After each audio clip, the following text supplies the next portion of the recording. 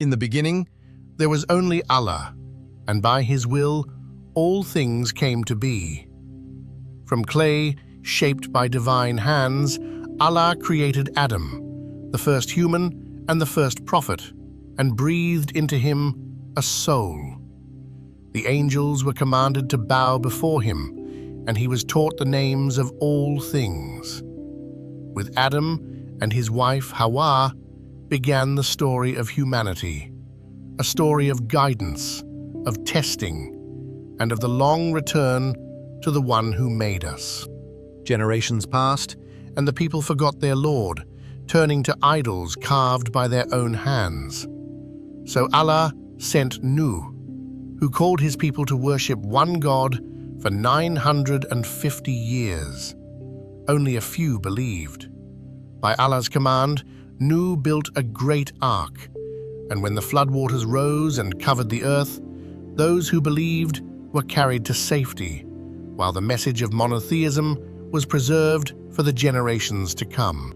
Among the greatest of the prophets was Ibrahim, known as Khalilullah, the friend of Allah.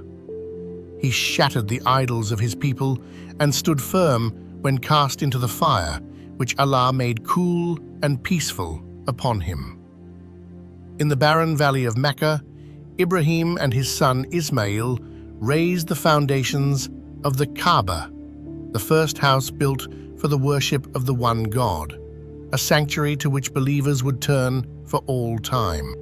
In the land of Egypt, the children of Israel suffered beneath the tyranny of Pharaoh, who claimed divinity for himself. Allah raised from among them Musa, granting him clear signs, and a staff that became a serpent by his command. Musa led his people through the parted sea, and Pharaoh and his armies were drowned behind them.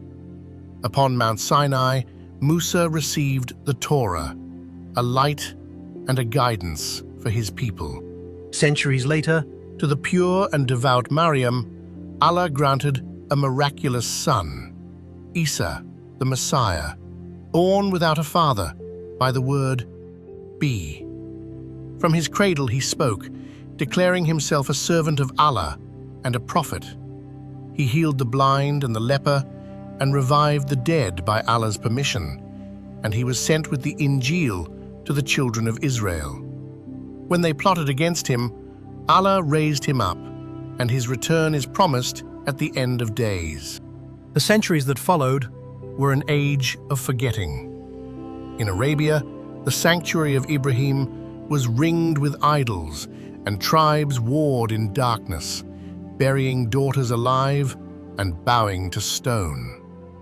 Then, in the year of the elephant, in the sacred city of Mecca, in the year 570 of the Common Era, a child was born into the noble clan of Hashim.